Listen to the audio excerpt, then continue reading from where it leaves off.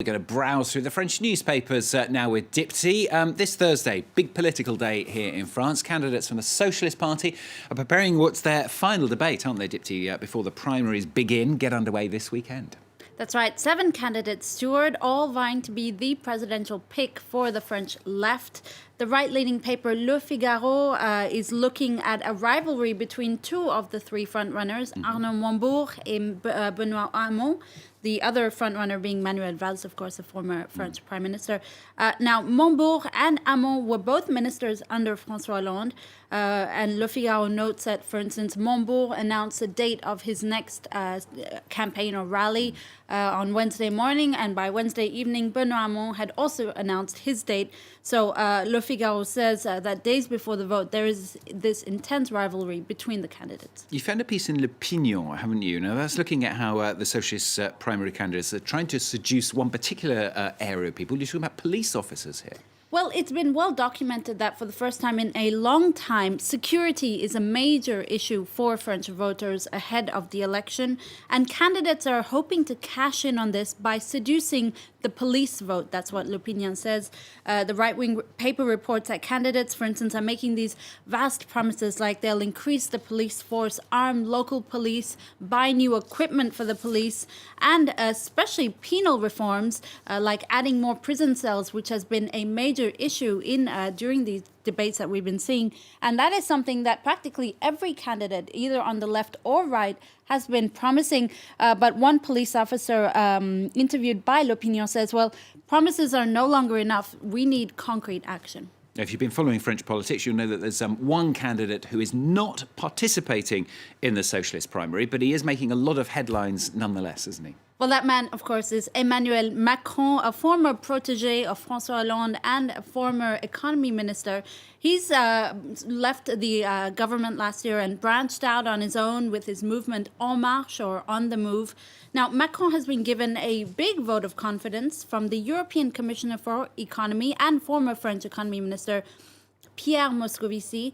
Huffington Post reports that he hailed Macron's talent and dismissed criticism that Macron is politically ambivalent, saying, no, I support his, quote, desire for change. We know that Macron has been hitting the campaign trail hard, and it seems to be striking a chord with French voters. Libération says on its front page that Macron's 6 rallies have all been full houses, quite unlike other candidates who've struggled to get people into halls. But while he's seduced voters with his new ideas and anti-system promises, Libé says his presidential program is still unclear. Macron is making everybody wait, but is that part of his strategy? That's a question that's being asked. And the Parisien is looking at the current president, Francois Hollande, on its front page today, in particular what his plans might be after the election, because, of course, he's only got a few months to go, isn't he? And we don't know much about what's happening. What is Hollande playing at? That's a question Le Parisien is asking on its front page. The president is very mysterious about what his plans are post-election. According to Le Parisien, Hollande may want to follow in the footsteps of Jacques Chirac by creating a foundation dedicated to social innovation, a sort of think tank. But that would be a hobby, because Le Parisien says the real ambition for François Hollande may be the presidency of the European Council. Case in point, current President Donald Tusk's term ends at the end of this year, which gives Hollande, it's perfect timing for Hollande, who leaves the Élysée in May. Let's move to Mali now. Terrible suicide attack in Gao, of course, yesterday.